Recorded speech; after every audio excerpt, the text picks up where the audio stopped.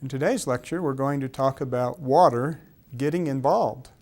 We'll talk about how to get involved here in Norman, in Oklahoma, nationally and internationally. And the first thing we're going to do is talk about the University of Oklahoma Water Center, where WATER is an acronym for Water Technologies for Emerging Regions, Water and Sanitation for All.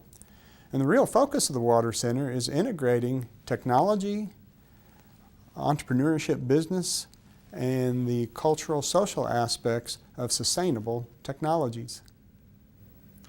The first of the three focus areas in which the Water Center works is in the area of teaching and education. We currently offer two water-related courses. One is a 3-hour lecture course on water in developing countries. The second is a field methods course, a hands-on course in which students get to actually work with tools and technologies and implementing water and sanitation projects.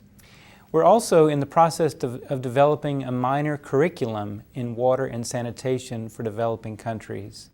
This water minor will include the two courses I've just mentioned, as well as a seminar course, an in-country experience, cultural experience, and then at least one course from three of the other focus areas which make up the mission of the Water Center: entrepreneurship and business, social and cultural studies, and technology and engineering. And the final component of teaching and education is K-12 initiatives, in which we work in schools in the local area with teachers and their curriculum in educating students about water and issues. The second focus area of the Water Center is in the area of research. And this can be subdivided into four topical areas. The first is climate change impacts on water resources. And this is an issue right here in Oklahoma, in the United States, but also very much in developing countries. We know about this topic in Oklahoma, the Dust Bowl period, and the impact that had. And so we do research on that here in Oklahoma, but also in developing countries where the consequences are even, if not more severe, based on climate change projections. A second research area is in the area of mine-impacted waters. And we know about this and the use of engineered treatment wetlands to mitigate these mine-impacted waters. We know about this in Oklahoma, northeast Oklahoma. We have the Tar Creek area. And Bob Nairn at the University of Oklahoma has done a lot of work in that area of Oklahoma to try and mitigate the waters impacted by those mining operations. Also doing work in Bolivia on a similar topic. A third research focus area is in the area of naturally occurring compounds in the groundwater, arsenic and fluoride. It turns out this is an issue here in Oklahoma. We have naturally occurring arsenic in our groundwater right here in Norman. And it's also an even more severe issue in developing countries such as Bangladesh and Cambodia, and fluoride in large parts of Africa. And so this is an area where we're doing research that's of importance right here in Oklahoma, but also in developing countries. And finally, the fourth area is in the area of sanitation. And this is an area that we actually have made significant progress over the last 50 to 100 years in the United States. But there's much room for improvement in this area in developing countries. And so this is a focus area for us as well in the research arena. And again, we try and bring together technology, entrepreneurship, business, and cultural behavioral assessments as we pursue sustainable solutions through our research. And so the final focus area of the work of the Water Center is an outreach to our local and our global community. We host periodic seminars that are open to the public, and in order to attend one of these and find out about them, just get on our listserv to be notified.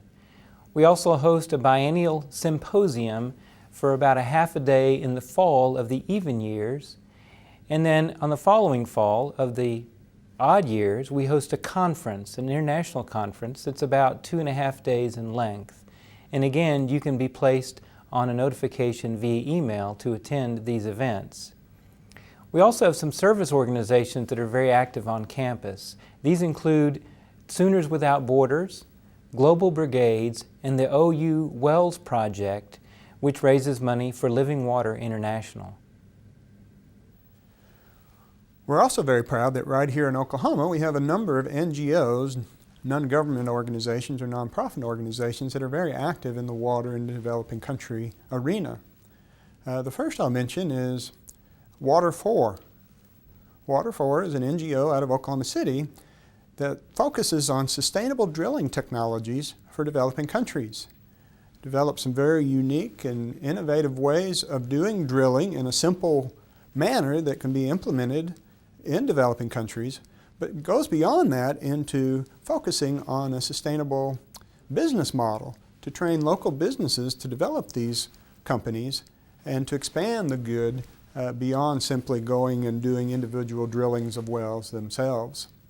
A second NGO in Oklahoma City is Pros for Africa.